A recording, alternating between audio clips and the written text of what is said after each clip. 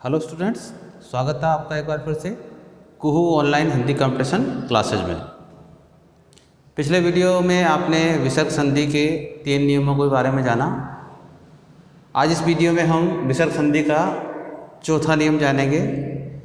इस नियम के अनुसार जो विसर्ग है वो श में बदल जाता है, षटकोण वाले श में। इसमें विसर्ग श में बदल जाता है। कैसे बदलता है तो नियम को ध्यान से पढ़िए, समझिए। जब तक हम किसी विषय वस्तु को ध्यान से पढ़ते नहीं हैं, समझते नहीं हैं, तो वो विषय वस्तु हमारे समझ में नहीं आती है। ऐसा कहते हैं कि यदि आप 3 बातें ध्यान रखते हैं तो कोई भी विषय वस्तु आपके लिए कठिन नहीं है। धीरज, ध्यान और कान। आप इन 3 बातों का ध्यान रखिए, क्योंकि यदि कोई विषय वस्तु कठिन है तो धैर्य रखिए, धीरे धीरे समझ में आ जाएगा। आप ध्यानपूर्वक देखिए, समझने का प्रयास कीजिए, आपके समझ में आ जाएगा। और तीसरी बात, जो सबके पास होते हैं फिर भी नहीं होते हैं। कान सबके होते हैं लेकिन फिर भी नहीं होते हैं, क्योंकि सुनते नहीं हैं। ध्यानपूर्वक सुनिए, आपके विषय वस्तु समझ में आ जाएगी। तो धीरज, ध्यान और कान, 3 बातें आप ध्यान रखिए। जीवन में कैसा ही कार्य हो, आप उसमें सफल हो जाएंगे। तो विसर्ग संधि का चौथा नियम क्या कहता है? ये नियम, यदि विसर्ग से पूर्व ई, छोटी ई या ऊ हो तो, तथा उसके बाद कै खे या पै फे हो। विसर्ग से पहले छोटी ई और छोटा ऊ हो और उनके बाद में दूसरे पद में कै खे या पै फे हो तो विसर्ग बदल जाता है श में। यानी इस नियम को हम इस प्रकार से कह सकते हैं, विसर्ग ई या ऊ। विसर्ग से पहले क्या हो? ई या ऊ, और उसके बाद में कै हो, खे हो, पै हो और फे हो। तो ये विसर्ग है किस में बदल जाएगा? श में। 3 श है, ये पहला श पढ़ रहे हम, ध्यान रखिए, षटकोण वाला।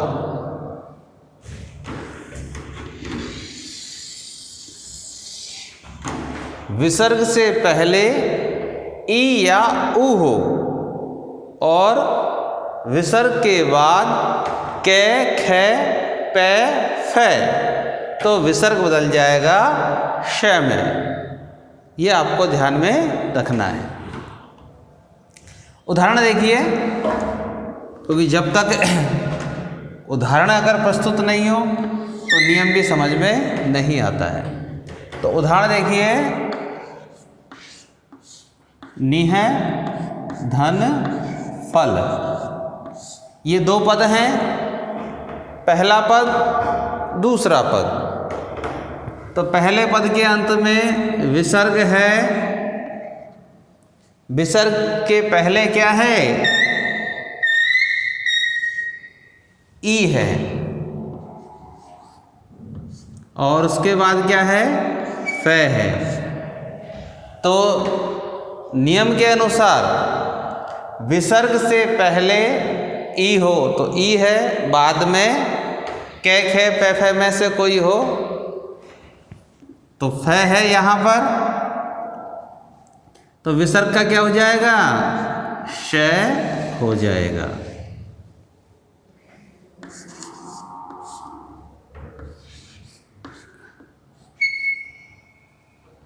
तो विसर्ग का क्षय हुआ है, तो यहाँ जो ये स्थिति है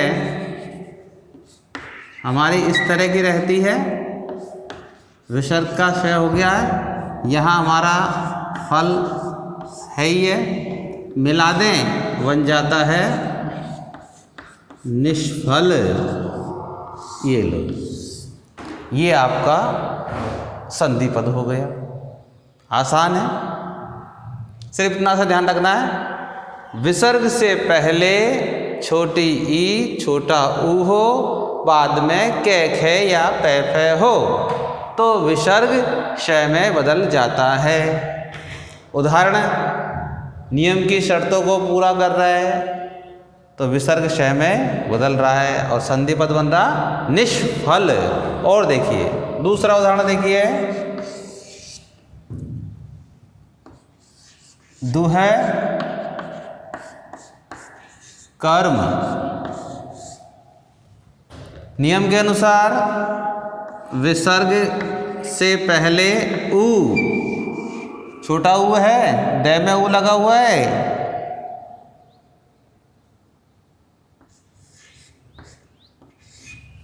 उसके बाद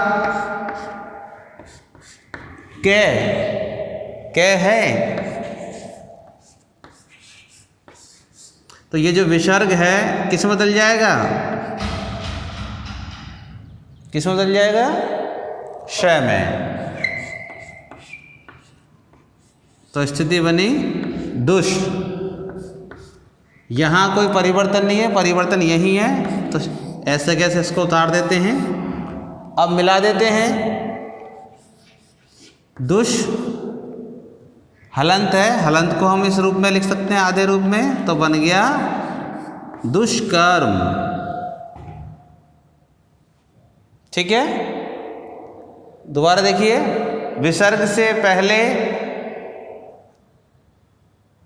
ऊ है, उसके बाद कै है, विसर्ग बदल गया क्षय में, बना दुष, मिलाने पर बना दुष्कर्म।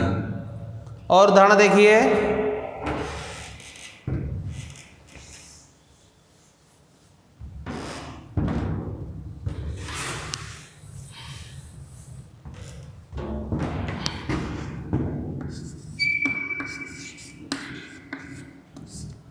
चतु है कौण,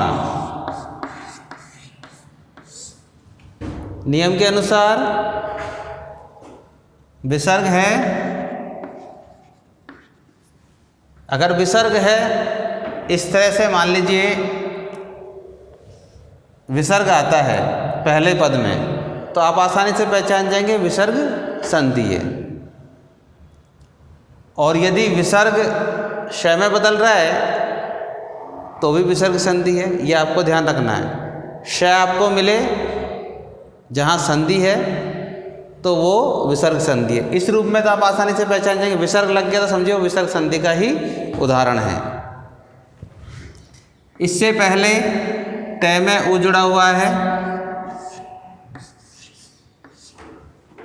उसके बाद कै है आपके सामने,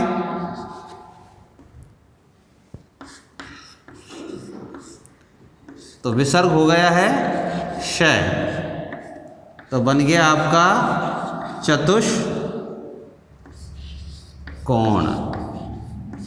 मिलाकर के हम इसको इस तरह लिख देते हैं चतुष्कोण। और देखिए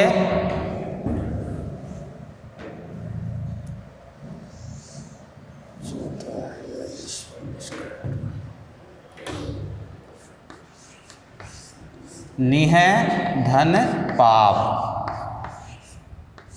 नियम के अनुसार विसर्ग से पूर्व क्या है, ई है,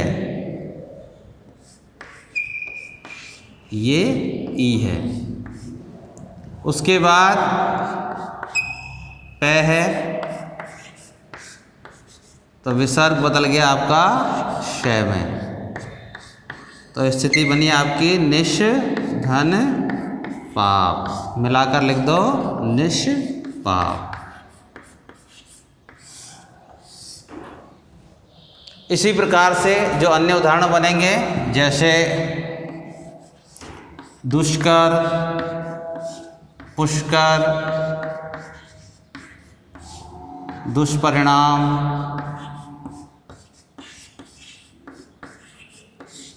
निष्कंटक, दुष्कार्य, निष्कंटक,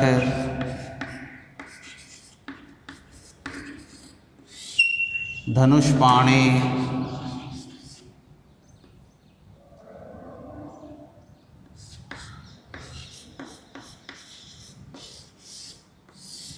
ये सब उदाहरण इसी प्रकार से बनेंगे, इसी प्रकार से हल होंगे। आपको नियम ध्यान में रखना है, तो आप बड़ी आसानी से जो है विसर्ग संधि की पहचान कर सकते हैं। तो देखिए, विसर्ग संधि की पहचान, नियम तो आपसे पूछेगा नहीं कि नियम क्या है, वह तो एक उदाहरण देगा और जो है या तो संधि विच्छेद पूछेगा, या संधिपद पूछेगा, या संधि का नाम पूछेगा। 3 बातें ये पूछी जाती है।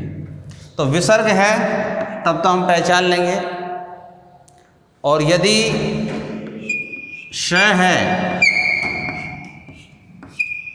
तो ये समझिए कि ये विसर्ग संधि के अनुसार ही श हुआ है। सब जगह आप देख लीजिए, जितने भी उदाहरण हैं उनमें श है। तो इस तरह से हम इस नियम को जान सकते हैं। आप जितना अभ्यास करेंगे शब्दों का, उतना ही आपको अच्छी तरह से याद होगा। तो आज के लिए इस वीडियो में इतना ही, क्योंकि अगर एक साथ सारे नियम आपको पढ़ा दिए जाएंगे तो सब गुड़ गोबर हो जाएगा, है ना। एक दिन में एक नियम आसानी से याद हो जाएगा, कोई जल्दबाजी नहीं है। आप अच्छी तरह से जानिए, समझिए। अगर समस्या होती है तो आप मुझे कमेंट कर सकते हैं। तो इजाज़त दीजिए, मिलते हैं अगले वीडियो में अगले नियम के साथ में। धन्यवाद।